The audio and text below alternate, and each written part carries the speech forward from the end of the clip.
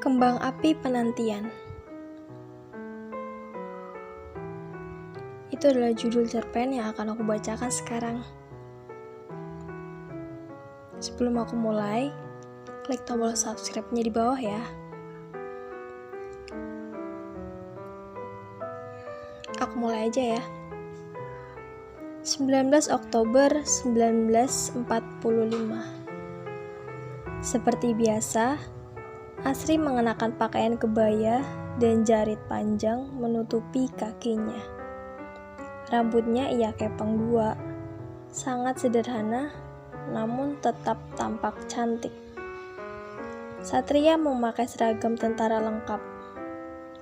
Mereka berdua terduduk di rerumputan. Jes! Terdengar suara korek api dinyalakan. "Ini apa?" tanya Asri. "Ini namanya kembang api. Lihatlah. Nanti kau pasti menyukainya." "Bukankah ini sejenis petasan? Petasan itu dilarang kan, Mas?" Seperti kata Asri, petasan dan barang-barang sejenisnya seperti kembang api adalah barang gelap kala itu. Sejak zaman Belanda, pemerintah Belanda telah melarang peredaran petasan. "Tenanglah, ada aku di sini. Pegang ini," perintah Satria seraya memberikan kembang api lidi di tangannya pada Asri. Kembang api lidi di tangan Asri mulai memercikan bunga-bunga api kecil yang memancarkan cahaya terang di tengah kegelapan. Berterbangan layaknya tarian Dewi Kayangan. Penghipnotis semua mata yang melihatnya. Begitu pula dengan mata Asri dan Satria. Mata mereka tak berkedip sedikit pun. Keduanya amat terpana dengan kembang api di tangan mereka. Terjerembab dalam suatu keterpukauan yang membuat mereka berada dalam suasana keheningan di tengah malam yang dingin. Betapa indahnya kembang api, namun semua hanyalah sementara. Keindahan yang amat cepat pudar akibat tiupan angin belan. Tapi tidak dengan cinta yang mereka miliki. "Asri, apakah kamu mencintaiku?" tanya Satria. Kala cahaya kembang api mulai padam. Asri mengangkat kepalanya yang sedari tadi tertunduk untuk memandang kembang api. Dilihatnya wajah Satria yang penuh keseriusan. "Tentu saja, Satria," jawab Asri kemudian. "Apakah kamu yakin?" tanya Satria. Asri mengangguk pertanda bahwa ia yakin. "Jangan cuma anggukan, aku ingin mendengarnya langsung dari mulutmu," desak Satria. Asri menarik nafas sejenak. "Aku sangat yakin," jawab Asri pasrah. "Tapi apakah kamu Ucapan Satria terhenti karena Asri meletakkan jari telunjuknya pada bibir Satria. "Shh, yakinlah Mas, aku tulus mencintaimu, dan aku akan terus menyayangimu sampai kapanpun. Sekarang aku ingin bertanya padamu, apa yang sudah terjadi sampai-sampai Mas menanyakan ini padaku?" Asri tahu tidak biasanya kekasihnya seperti ini. Pasti ada suatu alasan yang membuat Satria meragukan cintanya. Bukan sudah, tapi akan. Satria menghela nafas. Sejenak, kemudian melanjutkan ucapannya. "Besok pagi aku harus pergi. Aku dipindah tugaskan ke Ambarawa.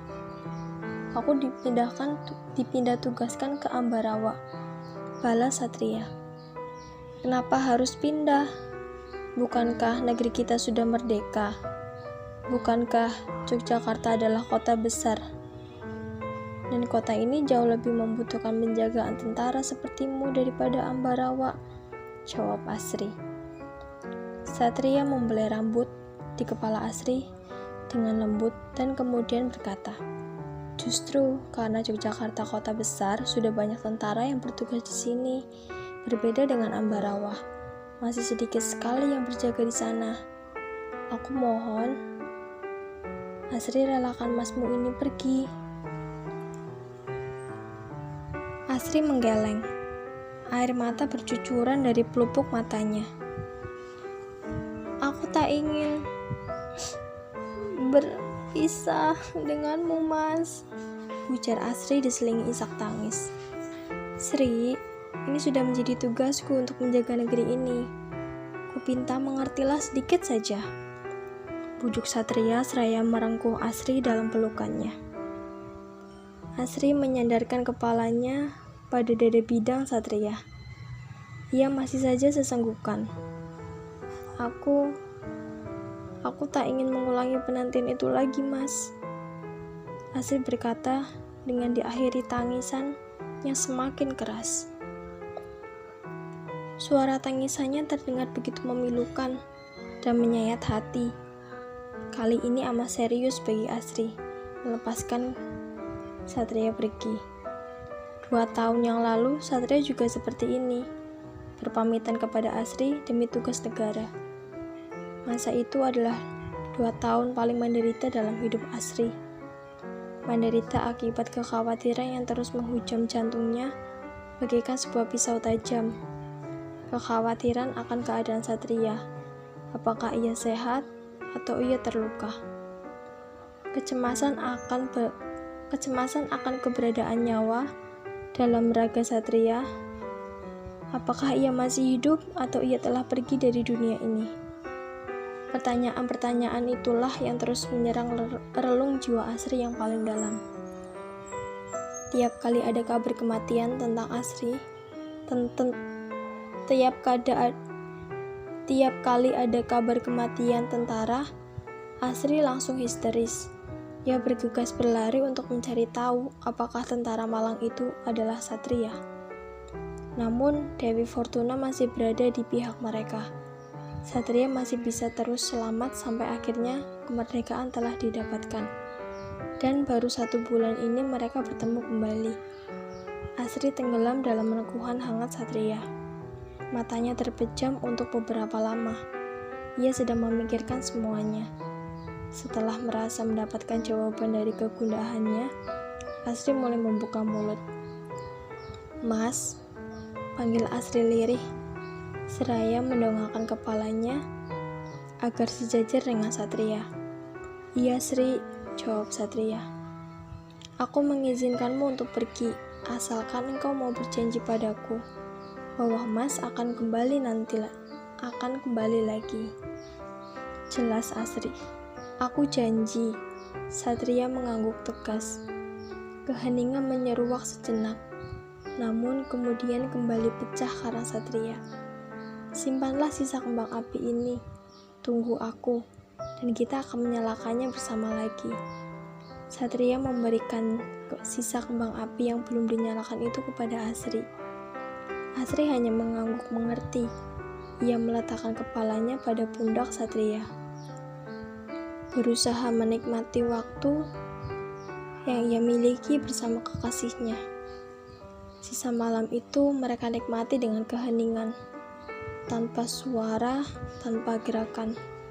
Namun tatapan mata mereka satu sama lain telah mengisyaratkan perasaan hati di keduanya. 15 Desember 1945. Asri! Teriak salah satu tetangga di dekat rumah Asri. Iya, Mbak Is, ada apa? Tanya Asri seraya menghampiri tetangganya itu. Mereka berdua kini sedang berdiri di halaman rumah Asri. Sudah mendengar kejadian di Ambarawa? Mbak Is terlihat begitu bersemangat ketika bercerita. Ambarawa? Itu kan tempat Mas Satria bertugas. Belum, memangnya ada apa di sana? Jawab dan tanya Asri kemudian. Tentara sekutu melanggar janjinya. Telah terjadi pertempuran hebat di sana, jelas Mbak Is. Apa? Pertempuran? Asri terlonjak kaget. Pikirannya langsung tertuju pada Satria yang sedang ada di sana. Tenang saja, tentara Indonesia memenangkan pertempuran sehingga Ambarawa telah kita kuasai lagi. Mbak Is bercerita dengan nada bangga. Lalu, bagaimana dengan Satria? Apa dia baik-baik saja? Raut wajah Asri terlihat cemas. Entahlah, aku tidak tahu banyak tentang kejadian itu. Sebatas itu saja informasi yang kupunya. Permisi Sri, aku mau pulang. Cucian telah menantiku di rumah. Pamit Mbak Is. Iya Mbak. Asri mengangguk diiringi senyuman tipis di bibir. Asri masih saja terpaku di depan halaman rumahnya. Rasa cemas mulai menggelayuti hati dan pikirannya. Telah lama Satria tak memberinya kabar. Itulah yang membuatnya semakin resah. Kegundahannya semakin lama semakin besar. Namun apa daya saat ini tak ada yang bisa membantunya. Asri mengerahkan pandangan matanya ke langit sejenak, kemudian berbalik dan masuk ke dalam rumah. Setiap malam, Asri lewati dengan duduk di lapangan rumput tempat ia dan Satria terakhir bertemu. Ia selalu memandang kembang api yang Satria tinggalkan untuknya. Hari demi hari berlalu. Kekhawatiran di dalam hatinya terus memuncak. Sampai suatu ketika, terdengar sebuah kabar yang amat mengejutkan. Kekasihnya tercinta, Satria, telah tewas pada saat pertempuran Ambarawa kemarin. Dek. Jantung Asri serasa berhenti berdetak. Berulang kali Asri berteriak histeris. Tidak mungkin Satria tewas. Aku tak percaya. Tidak mungkin. Dia telah berjanji padaku kalau dia akan kembali. Tidak mungkin. Asri berteriak-teriak seperti orang gila. Suaranya terdengar begitu parau. Siapapun yang mendengarnya pasti akan merasakan kepedihan dalam hati Asri. Mata sembab akibat kerinduan yang menyesakkan dada tak pernah lepas dari dirinya. Dia selalu menyangkal dan menolak kematian Satria. Sebelum aku melihat jasad Satria dengan mata dan kepalaku sendiri, aku tak akan percaya Satria telah pergi. Ungkap Asri dengan berteriak pada siapapun yang menenangkannya. Setiap hari, dirinya bagikan orang linglung, berdiri di depan rumah dan memandang jalanan dengan tatapan kosong. Sesekali butiran-butiran bening itu meluncur dari pelupuk matanya. Badan Asri tampak kurus, rambutnya yang dikepang dua nampak acak-acakan. Sejak kabar itu terdengar, Asri jarang sekali makan. Jika bukan karena paksaan ibunya, Asri pasti tidak akan makan. Ia hanya akan menunggu dan menunggu. 1 tahun berlalu. Asri masih saja seperti itu. Dan kali ini sebuah ide gila tiba-tiba saja terlintas. Asri berjalan menuju jembatan yang ada di desanya. Jembatan itu cukup besar dan di bawahnya dialiri sungai yang mengalir dengan cukup deras. Jika kita jatuh ke dalam sana, sudah pasti kita akan terbawa air dan lama-lama akan mati tenggelam. Ia berencana untuk mengakhiri hidupnya di sana. Menurut Asri, jika memang Satria telah pergi dari dunia ini, percuma saja dia hidup. Tak ada artinya, tak ada manfaatnya. Bagaikan seorang burung yang tak mungkin terbang lagi karena salah satu sayapnya telah patah. Satria telah lama menjadi belahan jiwa Asri. Dirinya dan Satria bagaikan dua sisi logam yang seharusnya tak terpisahkan. Rencana pernikahan juga sudah mereka susun. Namun sepertinya Tuhan berkehendak lain. Langkah gontai Asri telah membawanya sampai pada jembatan itu. Ditengoknya aliran deras di bawah jembatan. Timbul sedikit rasa takut dalam benaknya. Namun kesedihan, kesendirian, kesepian, dan kerinduan yang ia rasakan telah mengalahkan segalanya. Tekadnya sudah bulat. Asri memegang besi pembatas di sisi jembatan dan mulai naik di atasnya. Kedua tangannya ia rentangkan. Asri memejamkan matanya dan mulai menghirup udara di sekitarnya. Mas Satria, aku akan segera menemuimu di surga. Tunggulah aku, gumam Asri dalam hati. Hatinya semakin mantap. Ia angkat kaki kanannya dan bersiap untuk melompat. "Asri!" teriak seseorang. Kerasnya suara orang itu mengusik Asri. Ia buka mata perlahan. Kepalanya menoleh ke samping, namun tubuhnya tak bergerak dan tetap setia pada posisinya. "Turunlah!" pinta orang itu kala Asri menoleh ke arahnya. "Kenapa aku harus turun?" tanya Asri datar. "Aku tak ingin kau mati," jawab orang itu. "Bukankah kau tak akan merugi seandainya mati? Jadi untuk apa kau mencegahku, Arya?" Asri menatap Arya lekat.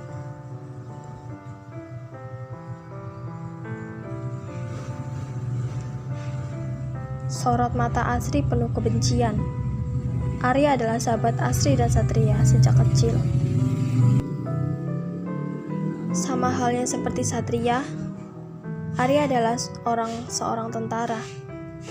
Kala itu, Asri amat enggan bertemu Arya. Ia begitu membenci Arya karena dialah sang pembawa berita kematian Satria. Berbagai tuduhan dan pikiran buruk ia layangkan pada Arya. Asri pikir Arya telah membohongi dirinya. Asri tahu kalau Arya menyukai dirinya. Jadi walaupun terkesan besar kepala, Asri terus meyakinkan dirinya sendiri bahwa Arya ingin mendapatkan dirinya, dan itulah Arya membohongi dirinya. Meski dengan sifat lembut Arya, hal itu sama sekali tak mungkin. Asri terus saja menjejali benaknya dengan gagasan-gagasan itu. Karena hanya itulah alasan masuk akal yang tersisa untuk mendukung pendapatnya, bahwa Satria masih hidup. "Kata siapa aku tak rugi seandainya kau mati? Sudah jelas aku merugi. Kematianmu akan membuat keluargamu menjadi sibuk. Jikalau itu terjadi, mau tak mau, aku harus membantu keluargamu. Apalagi kalau kau mati tenggelam dalam aliran deras sungai itu. Tindakan bodohmu akan memaksa seluruh warga desa termasuk aku untuk mencarimu. Dan aku tak ingin hal itu terjadi, mengerti?" Jelas Arya panjang lebar dengan nada mengejek. Kata-kata manis sepertinya tak mudah mempan bagi Asri. Berharap mendapatkan hasil yang berbeda, Arya mencoba menggunakan kata-kata kasar untuk mencegah Asri. "Sudahlah Arya, berhenti mencegahku. Pendusta sepertimu tak akan mampu memahami diriku saat ini. Diriku yang sedang berkutat pada ketidaksempurnaan akibat separuh jiwaku telah hilang. Dan tahukah engkau, manusia yang telah kehilangan separuh jiwanya, seperti aku ini sudah tak memiliki daya lagi untuk hidup. Percuma aku hidup. Aku hanya merepotkan orang lain. Aku tak ingin menjadi manusia lemah lagi. Akan lebih baik jika aku mati," ungkap Asri dengan nada putus asa. "Iya, aku memang tak tahu. Tapi sadarlah kamu, Asri, bahwa kamu jauh lebih bodoh daripada aku." Sekali lagi Arya berujar dengan nada mengejek. Kedua tangan Arya ia masukkan ke dalam saku. Sikap tubuh Arya terlihat amat angkuh membuat Asri semakin muak. Meski masih berdiri di atas jembatan yang cukup tinggi, Asri terlihat kokoh. Kakinya tak gemetar sama sekali. Kemarahan dan kebenciannya pada Arya telah mengalahkan ketakutan dalam hatinya. "Cuy, kau bilang aku bodoh. Apa maksudmu? Coba jelaskan agar aku mengerti," perintah Asri dengan pandangan tak lagi ke arah Arya melainkan ke depan. "Baiklah, dengarkan penjelasanku baik-baik. Tadi kau mengatakan bahwa aku adalah seorang pendusta. Kita berdua sama-sama tahu kau menganggapku begitu karena berita kematian Satria yang telah aku bawa. Waktu itu kau sangat yakin dan kekeh bahwa Satria belum mati. Lantas, kenapa sekarang kau bilang separuh jiwamu telah pergi? Bukankah kau yakin Satria masih hidup?" Perkataan Arya secara tak langsung memaksa Asri untuk berpikir. Aku rasa perkataan Arya ada benarnya. Bukankah aku yakin bahwa Mas Satria masih hidup? Lalu kenapa aku ingin bunuh diri? Gumam Asri dalam hati. Kebimbangan mulai bergejolak dalam jiwa Asri, sampai-sampai kegundahannya membuat Asri mengacak-acak rambutnya sendiri. Asri kembali menoleh kepada Arya. "Aku rasa kau benar. Tak sepantasnya aku ingin bunuh diri seperti ini." Asri turun dari jembatan dan berjalan menghampiri Arya dengan ragu. Seketika, Arya merengkuh Asri dalam dekapannya. Tangisan Asri pecah. "Maafkan aku, Asri, aku telah membuatmu begini dengan membawa kabar burung yang belum tentu benar. Aku juga merindukan Satria. Dialah sahabat terbaikku. Aku harap Satria masih hidup dan segera kembali bersama kita," tukas Arya seraya mengelus rambut Asri dengan lembut. Setelah kejadian itu, keadaan Asri semakin lama semakin membaik. Hidupnya mulai teratur kembali. Mata sembab tak lagi menghiasi wajahnya. Hatinya masih merindukan Satria. Akan tetapi, ia lebih memilih mendoakan keselamatan Satria tiap malam daripada terus berkubang dalam kesedihan seperti dahulu. 20 Juli 1947. Suasana kota Yogyakarta malam itu tak begitu tenang. Ultimatum yang Belanda berikan sedikit banyak memberikan kekhawatiran pada tiap jiwa yang ada. Arya merupakan seorang tentara. Hari ini ia bertugas untuk mengamankan wilayah keraton dan sekitarnya. Sementara Asri sedang berbaring di tempat tidur rumahnya, tak henti-hentinya gelisah. Setelah cukup lama berpikir, akhirnya Asri memutuskan untuk menemui Arya. Lampu minyak kecil ia bawa untuk penerangan. Asri berjalan mengendap-endap agar tidak membangunkan orang tuanya. Asri telah berjalan cukup lama. Dari kejauhan, Arya terlihat berdiri di pintu samping keraton dengan senjata di tangannya. Meski menggunakan jarit, Asri berusaha mempercepat langkah kakinya. "Arya!" panggil Asri pelan agar tidak mengganggu tentara lainnya. "Asri?" decak Arya kaget. "Untuk apa kau kemari?" Satria berdesis pelan. "Perasaanku tak enak. Aku harap kamu berhati-hati. Aku tak ingin kehilangan siapapun lagi." Mata Asri berkaca-kaca. Ia sangat serius dengan apa yang dia katakan. Cukup sekali pedih itu ia rasakan.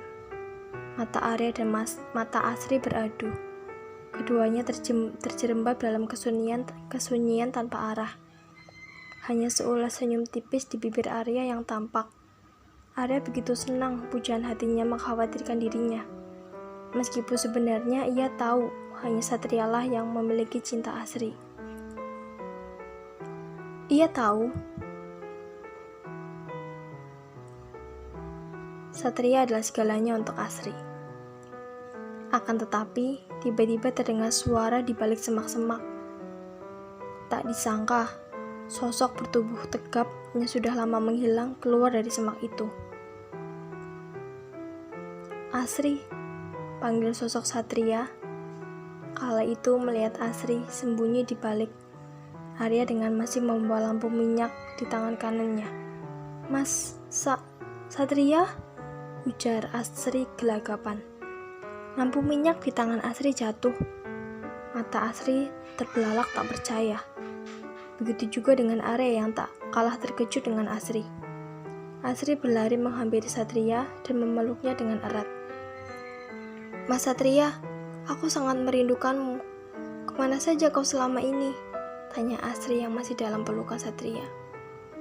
"Maaf, aku tak memberimu kabar sama sekali," jawab Satria. Tangisan Asri untuk kesekian kalinya tumpah. Namun kali ini bukan tangisan kesedihan, melainkan tangisan bahagia. "Kau jahat, Mas." Asri memukul dada Satria pelan. "Maafkan aku." Satria mempererat pelukannya. Ia elus rambut Asri perlahan, dan terakhir ia kecup kening Asri lembut. Arya menghampiri Satria dan Asri. "Hei, dari mana saja kau selama ini?" Arya memegang pundak Satria. Satria melepaskan Asri dari pelukannya, kemudian menghapus air mata di wajah Asri. Satria beralih memandang Arya. "Setelah kejadian di Ambarawa, Aku ikut Jenderal Sudirman sebagai pasukan gerilya. Karena itu aku tak bisa memberitahu siapapun di mana aku berada. Maaf, aku telah membuat kalian khawatir. Satria menunduk. Ia terlihat amat menyesal. Tak apa kawan, yang terpenting sekarang kau telah kembali ke sini. Mereka bertiga bercengkrama untuk menghilangkan semua kerinduan yang selama ini dirasakan.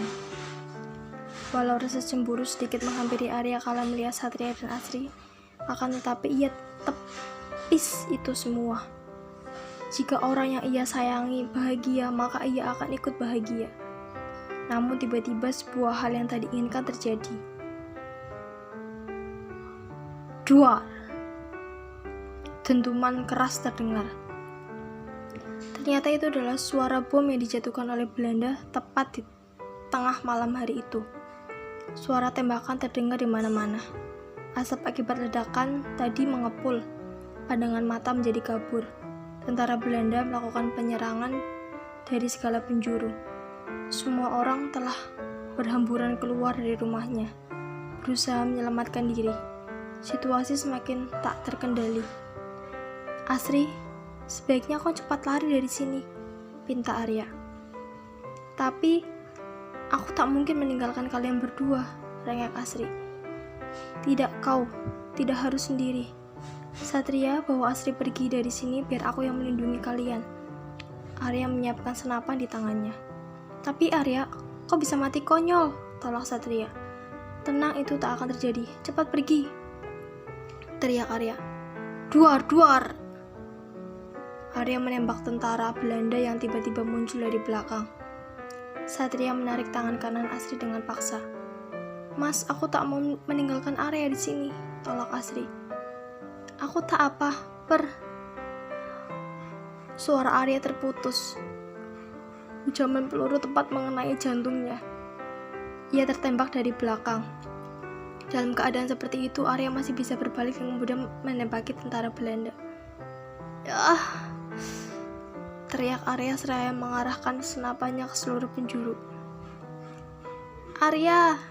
Asri juga ikut berteriak. Matanya kembali basah. Ia tak tega melihat keadaan Arya yang sempoyongan dengan darah di dadanya. Namun Arya masih bisa mengangguk dan tersenyum ke arah Asri. Satria terus menahan tubuh Asri agar tidak kembali ke sana. Ia tahu nyawa Arya tak mungkin tertolong lagi. Asri, kita harus pergi, pinta Satria. Tapi Mas, tak ada tapi. Aku tak ingin kau terluka, Satria berteriak. Suara tembakan yang terus menderu membuat mereka semakin sedikit kesulitan berkomunikasi. Mas, awas! Asri mendorong Satria sampai jatuh. Duar! Asri tertembak oleh pasukan Belanda. Tubuhnya terhempas ke tanah. Darah mengucur dari dadanya. Asri! Teriak Satria. Satria langsung mengarahkan senapannya kepada penembak Asri. Dengan sekali bidikan tentara Belanda itu jatuh. Satria menghampiri Asri yang sudah terkulai lemas di tanah. Ia angkat kepalanya dan meletakkannya di pangkuannya. Sri, kenapa kau menolongku tadi? Kita baru saja bertemu, tapi sekarang, ungkap Satria diselingi dengan isak tangis. Tak apa, Mas. Aku ikhlas menolongmu. Seperti Mas Arya menyelamatkanku.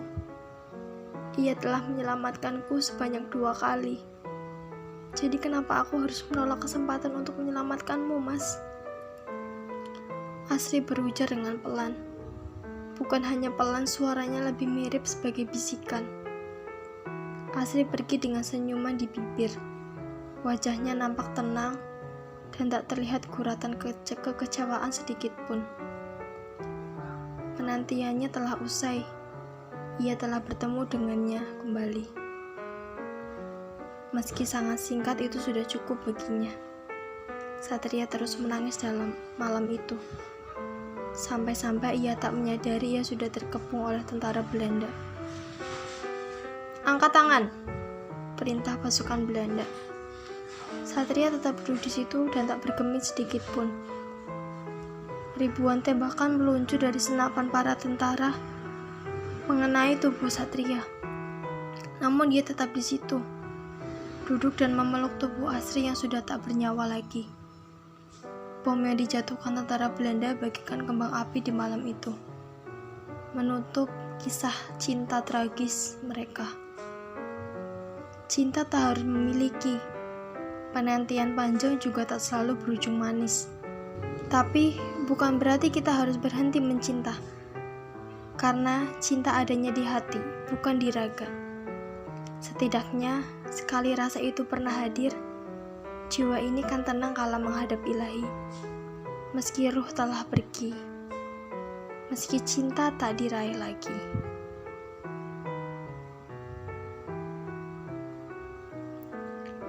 Itu cerpen yang panjang menurut aku, dan ini aku baca sampai sekitaran 30 menit kurang. Dan maaf kalau aku bacanya agak belepotan ya, soalnya kadang-kadang mata sama otak itu gak sejalan. Dan kebetulan ini aku gak nemu penulisnya siapa ya,